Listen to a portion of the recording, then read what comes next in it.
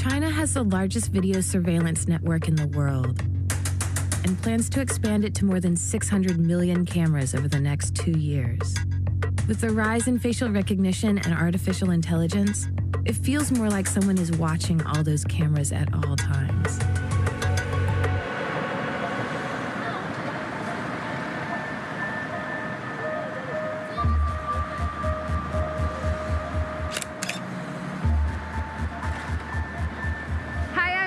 I'm in China, and I just got busted for jaywalking with facial recognition technology. Stations like this one are part of a new plan by the Chinese government to publicly shame citizens caught breaking the law. If you cross the street against the light, cameras with facial recognition technology will take a picture of your face, cross-reference it with your government ID, and then post it up there to embarrass you. But China isn't embracing facial recognition just to catch jaywalkers. The technology is starting to appear just about anywhere you can imagine. It helps make menu recommendations at your local fast food spot. You can also pay for your food with your face. Doesn't matter whether you smile or not, even though it's called smile to pay.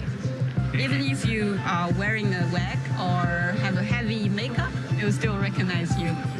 It even curbs waste of toilet paper at public bathrooms.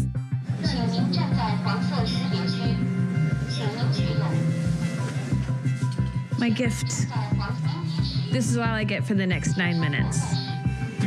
And then I come back again, I try to get more. Chinese tech companies are now at the cutting edge of developing new and sophisticated ways to do video analysis. Right now we're going into Sense Time, one of the biggest companies involved in developing that technology. Oh, that's me. 这个是我们的人脸识别的门禁，那它可以自动的识别人脸，然后方便员工进出。而你站在门口，它很快就会把门打开。对于外来的人员来讲呢，他站在门口，门并不会打开。So you know when someone's late? 所以我们也可以知道到底是每个人都是几点来几点走的。所以这个呢是我们的一个肢体检测、肢体识别的一个功能。这个是我们的一个会场迎宾签到的一个系统，那它可以作为你的牌子，并不需要说每次进出都需要刷卡，我们可以替代这么一个方式。这个是我们给线下做这种广告营销互动的一个平台，它可以很快的识别出你的魅力值，然后表情、戴了墨镜、欢乐值、年龄以及你的性别。那相应的，它会有一个这个颜值的一个排行榜，都可以在一个后台得到。Yeah, now you are the number one. But despite all the goofy applications we were first shown, much of the tech Sense Time is developing has serious real-world implications. 这边是我们给智慧城市、平安城市打造的一整套的系统。然后呢，这里头细节的我们可以看到很多标签，包括人的着装、上身和下身的着装，然后颜色、性别、年龄。然后对于车辆，我们可以识别到3000多种的车型，这个包括到具体品牌。那这样一个产品，它叫视频结构化，它能够很好的把视频中的一些关键信息提取出来。比如说，我今天要找中午11点钟经过这个路口的红色车辆，然后可以很快的把这样一些目标物给检索出来。这个是我们给这是上海外滩的一个场景，我们是给上海外滩的这个摄像头去做了一个人群的布控。左上这张图是一个原始的图片，然后同样的我们可以得到左下这张图是一个人群驻留时间的一个估计。那红色部分表示这些人群在这驻留时间非常长了。So it can track suspicious activity within a large crowd. 它更多的是能够及时的发现一些异常状况，能够做更实时的响应，来减少损失。Are you ever bothered by having no anonymity because there are cameras watching all the time? 从我自己的体验来讲，其实对这样的一些事情并不会很担忧。但是呢，像这样的一些算法或者说技术应用到实战的场景中去以后呢，如果说你真的要做坏事，以后就要小心了。But the reach of this technology goes way beyond public areas and increasingly infiltrates private spaces as well. We're going into a government housing complex. Instead of doormen, they have security cameras with facial recognition technology. And we're going to go see how it works. 它是一个门禁和一个摄像头关联。对。这个咱们现在看到这个画面呢，是我们的一个，这里边也可以看到保障人员的每个日期它的保证人员的出入情况，非保证人员的和陌生人的一个出入情况。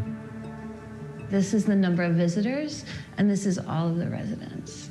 And this is our most popular person with 142. 然后呢，我们每个月月底的时候会出一个月报，提供给房管局，就是监管部门，因为这是他连续跑了，现在这个项目跑了快1年了，然后可能他累积的比较多。How much more is your system doing that you're not allowed to show us? 然后工作挺多的，然后我在这边的话不太方便透露太多，希望理解。In China, there are few protections limiting how much information the government can collect about its 1.4 billion citizens. Everyone over the age of 16 is required to have an official state-issued ID card that the government now wants to use to centralize all that information. And China is investing heavily in tech companies to help transform that government data into a virtually omniscient surveillance network.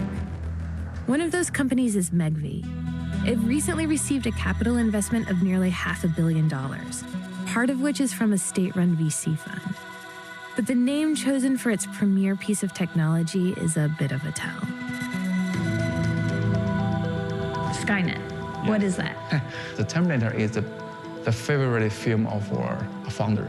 So they use the same name, but they want to put something good into this system. So, okay, in the Terminator, Skynet is evil, rains down death from the sky. But in China, Skynet is good. Yeah, that's the difference. So how do you think your facial recognition technology will change China? Everything happened in the public can be recorded. We can know exactly what happened in every second, in every corner of the city. This is a video stream in a subway station by our smart camera. So we can capture every face in real time. Still like some criminal person is out there. There is the red box. So there is a warning to the police station that there is a criminal person. So I need to locate them. So when it looks out onto a crowd, it's tracking all these faces and it's cross-checking those faces against what? Criminal database. And how many fugitives have been apprehended through this system? Over 3,000 cases in nationwide. Yeah. Just one year. In 1 year? Yeah, 1 year. Wow. So what you're working on now already seems like sci-fi. What do you think the future will look like in like 5 years? Have you seen a film just like a Black Mirror? You just stand there and your face there is a point. So maybe that is the future. But that's like a horror show. Yeah. Yeah. But I think that is maybe the kind of the future. Every people have their social points, I think. If you like spit gum on the sidewalk, it would Yeah, your points maybe. And your point would go down? maybe that is the future. But that future isn't too far away. Now China's government is testing a new social credit score system which would rank its citizens based on their online behavior. While it won't fully roll out until 2020, starting this year, China will ban people with a bad score from booking flights and train rides. We spoke with a lawyer who represents clients considered to be untrustworthy by the communist government about what this could mean for the future of China. What are the risks of this kind of program? 国家呢现在在搞大数据，在通过各种渠道里收集公民的这个信息，目前已经达到了很先进的地步。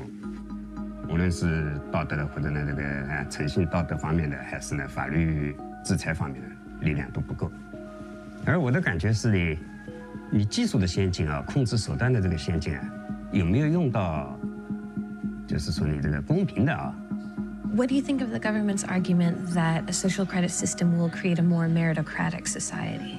这个本来呢是对的啊，就是好人有好报，是吧？你一贯遵纪守法的话，但实际上你由于这个前面我们讲的这个两个前提的，就是道德环境和那个法治环境的这个，如果这两个环境不健全，这个新闻体系也会变味，会走歪了。 甚至会把一个善良的这个愿望呢产生了恶的结果。But China isn't the only place experimenting with facial recognition applications. An airport in the Middle East is already planning face-scanning aquariums as security checkpoints. In Europe, state-sanctioned and private initiatives are testing this technology in multiple locations, from train stations to online classes. And in the US, private companies are investing millions to secure government contracts, which could make machine learning and image recognition a regular part of police work. Law professor Andrew Guthrie Ferguson is a leading expert on big data policing. He spoke to us about the ramifications that these technologies could present. When you look at China's system of facial recognition and video surveillance, what do you see? I see the future, and it scares me. If you have the capability to identify people and patterns, and you can show association about where you go and why you're going there, it really will change the relationship between citizens and their governments. In China, the government has heavily invested in these companies developing facial recognition technology. In the US, it's still more in the private sector. Can you explain the difference? So much of the story of big data policing has been small startup companies, or even sometimes the big tech companies, that are pushing police to use new technologies. One of the open questions is who owns this data? Take police body cams, right? Right now, there is sort of an arms race of people trying to sell police body cameras to policing all across America. All of that data from all of those officers is actually really valuable for other non-law enforcement purposes. You're really capturing patterns of society. And if the private companies can use that data for other things, even sell it for other reasons, they're going to want to profit it. Part of the reason why we have seen this move toward big data policing is because it sounds like an objective move to sort of turn the page from some of the racial tension we've seen after Ferguson and after Baltimore and after Staten Island to something that sounds more objective. Don't worry, this is data-driven. The problem is the data comes from us. And if you're not cautious about how you're collecting that information and then using it, you're just going to reify the same biases. So how slippery is the slope we're standing on? How quickly could this be implemented here? The technology you see in China exists. It's working, and it can do the same thing here. Right now, our sort of regulatory legislative action just isn't there. We don't have protections to say it couldn't happen. Young people growing up in America today are pretty used to being surveilled by their phones and their Facebooks and their Snapchats and the rest. We might have different constitutional protections, but it's still unsettled. And it's an open question about how we react. And I hope we start asking those questions to react now.